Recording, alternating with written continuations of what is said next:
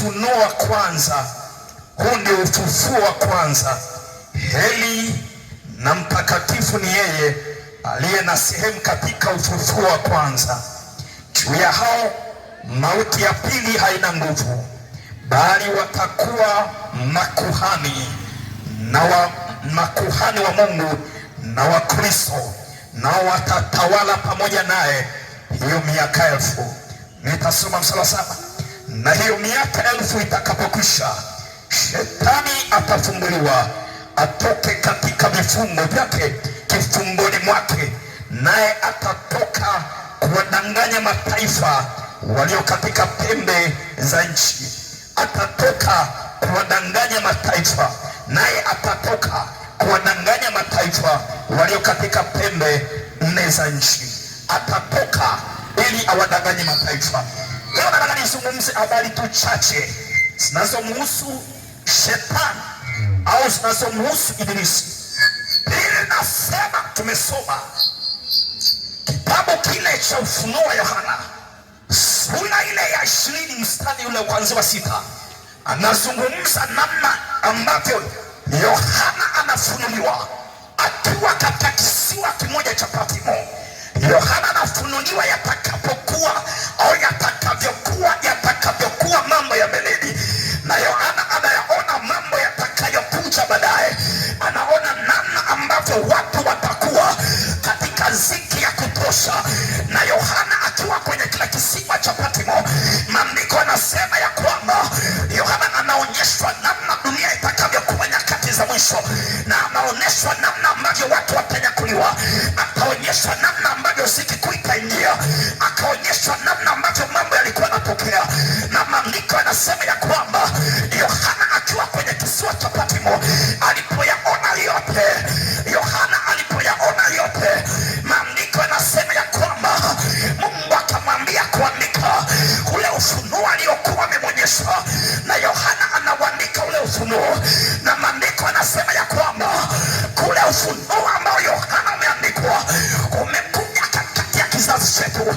Manake yale yote ambayo Yohana aliyaona kipindi cha ufunuo, aliyaona kipindi anafunuliwa na malaika, ni kipindi ambacho tupo sasa, ni kipindi ambacho tupo sasa, kipindi cha hatari, kipindi cha dunia kutishwa, kipindi cha dunia kutekeswa, kipindi cha nyakati za mwisho.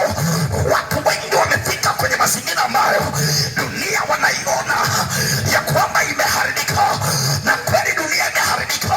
Katika mazingira kama hayo, Yohana anaona namna ambavyo watu watakuwa wanageuka. Yohana anaona namna ambavyo watu watakuwa wanamwacha Mungu. Yohana anaona namna ambavyo pasipo hata kumwacha Mungu, anaona namna ambavyo watahukumiwa wale watakatifu watakavyokuwa wanapewa taji baada ya hukumu na baada ya ufufuo. Wale watakatifu watakuwa wanainuliwa, wanapewa taji, na wale wenye dhambi watakuwa wanahukumiwa. Na maandiko yanasema ya kwamba ule mstari wa 20, ile sura ya 20, ule mstari kuanzia wa 7 na mstari wa 8, linasema ya kwamba watakatifu ambao walikuwa wametenda mema watanyakuliwa, watatawala pamoja na Bwana. Mtu yoyote anayeokoka na anachagua awe Bwana na Mwokozi wa maisha yake, Biblia inasema ya kwamba anaitwa sehemu ya mtawala, ili kusudi atawale vitu ambavyo Mungu amevipa kwa Mungu amempa kuvilisi vile vitu. Na maandiko yaishipo anasema ya kwamba katika miaka ile anafunua nyakati ambavyo hukumu itakuwa. Katika zile nyakati Shetani atafunguliwa ili apate kuwadanganya wengi. Leo siko kwa ajili ya kuzungumzia habari za ufunuo na nyakati za mwisho, niko kwa ajili ya kuzungumza kwa habari ya udanganyifu wa Shetani. Na ndio maana Mungu amenituma nikueleze habari hizi ya kwamba tunaye mtu mmoja anaitwa Shetani. Huyu Shetani, maandiko anasema ya kwamba alikuwa ni mmoja ya malaika. Alikuwa ni mmoja ya malaika waliokuwa wanaheshimika ikulu ya mbinguni. Na maandiko anasema ya kwamba Shetani pamoja na kuheshimika, alipokuwa amekaa akatamani kuwa kama Mungu. Na maandiko anasema ya kwamba ikiwa alipokuwa anatamani kuwa kama Mungu, akafika hatua kaasi, asi, yule shetani akawa ametupwa, yule shetani akawa ametupwa chini. Mwanzo hakuwa shetani, mwanzo alikuwa malaika mzuri. Biblia inamwita alikuwa ni malaika wa nuru. Biblia inamwita alikuwa Luciferi, mtu wa nyota, alikuwa akiangaza, alikuwa mtu wa sifa, alikuwa akimsifu Mungu. Malaika zote wanakubali na mbingu zilikuwa zinanyamaza, namna ambavyo Ibilisi, namna ambavyo huyu malaika alikuwa na mabudu Mungu. Lakini alipoasi, Biblia inasema ulipoonekana uovu ndani yake, akatupwa chini kuja kudanganya ulimwengu. Shetani akadanganya therusi ya malaika. Alipodanganya therusi ya malaika, wakamwamini, wakashuka naye duniani. Na alipokuwa ameshushwa duniani, maandiko yanasema ya kwamba tazama, mshitaki wenu Ibilisi aungurumaye kama simba ametupwa duniani. Maana yake shetani yuko duniani, na ikiwa shetani yuko duniani, yeye kazi yake sio kufanya mema. Shetani yuko duniani kuharibu ajenda ya Mungu kwenye maisha yako. Shetani yuko duniani kuharibu kusudi la Mungu kwenye maisha yako. Shetani yuko duniani kuharibu ule uzuri wa Mungu ulio ndani yako. Shetani yuko duniani kunyang'anya yale mamlaka ambayo Mungu alimpa, mamlaka ambayo Mungu amekupa. Na maandiko yanasema ya kwamba shetani alipotupwa duniani, ajenda yake haikuishia pale, na ajenda yake iliendelea. Maandiko yanasema ya kwamba Mungu alipomuumba mwanadamu kwa mfano na kwa sura yake, Biblia inasema ya kwamba shetani akawa anamtafuta mwanadamu akiwa hapa hapa duniani.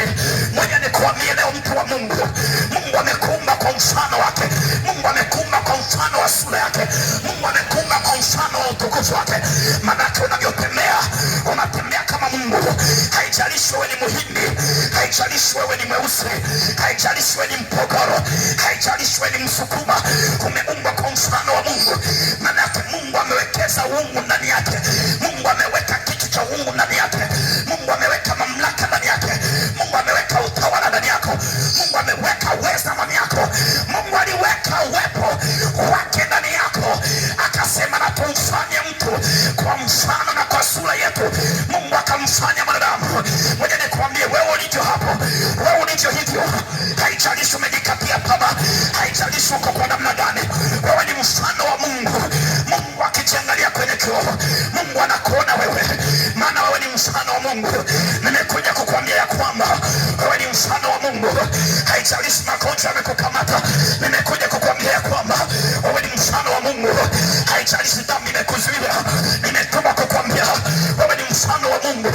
Ndugu yangu, nikwambia wewe ni mfano halisi wa Mungu.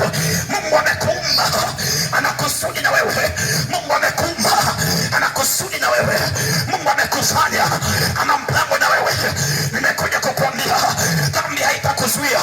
Nimekuja kukuambia magonjwa hayatakuzuia. Nimekuja kukuambia umaskini hautakuzuia, kwa sababu umeumbwa kwa mfano na kwa sura ya Mungu kamili. Mwanadamu, nisikilize. Mungu amekuumba kwa mfano. Mungu amekuumba kwa mfano na kwa sura yake. Haijalishi wewe ni mwanamke, haijalishi wewe ni mwanaume, haijalishi wewe ni kaka, haijalishi wewe ni dada, haijalishi wewe ni mtoto. Nimekuja kukwambia ya kwamba wewe ni mfano wa Mungu aliye hai. Wewe ni mfano wa Mungu aliye hai. Mama, nimetuma nikwambie wewe ni mfano wa Mungu aliye hai. Wewe ni mfano wa Mungu aliye hai. Mungu ameweka uungu ndani yako. Mungu ameweka utawala ndani yako. Mungu ameweka kibali ndani yako. Mungu ameweka pendo lake ndani yako. Kwa hiyo unamfanania Mungu. Mungu akigeuka na itazama dunia, anapokuona wewe, anaona mfano wake, anaona sura yake, anaona utukufu wake, anaona uwezo wake umekaa ndani yako. Jioni ya leo nimetuma nikwambie ya kwamba shetani asikudanganye, yule ni muongo. Shetani asikudanganye, yule ni muongo. Anakudanganya wewe haufanani na Mungu, anakudanganya kwa dhambi zako. Nani anaweza kukubali? Shetani anakudanganya ya kwamba wewe haufai. Shetani anakudanganya wewe Mpogoro ni wa wapi. Shetani anakudanganya. Shetani ni muongo. Nimekuletea habari njema za Yesu, ya kwamba Yesu anakupenda. Wewe ni mfano wa Mungu. Mungu anakupenda. Maandiko yanasema wakiwa pale bustanini ya Edeni, Adamu na Hawa walikuwa wanaishi maisha mazuri, dhambi haikuwepo, haikuwepo dhambi. Waliishi maisha mazuri na wanyama, walifurahia upendo wa Mungu, walifurahia sura ya Mungu, walifurahia kibali cha Mungu. Adamu na Hawa wakiwa bustanini walifurahia mema ya Mungu, na maandiko yanasema ya kwamba wakiwa pale bustanini, nyoka alikuwa ni mwerevu sana, aliyekuwa ameumbwa na Mungu. Kwa hiyo shetani akawa anatafuta namna gani atakavyomwingia Adamu. Akajua ya kwamba nyoka anaweza akatumika ili kusudi amwingie mwanadamu. Shetani akamwingia nyoka, alikuwa mwerevu sana. Ngoja nikuambie, shetani akitaka kuangusha hatumii watu wa mbali. Shetani akitaka kuangusha atatumia watu wa karibu. Wale unaokula nao ndio watakao kuumiza, wale unaoishi nao ndio watakao kuumiza.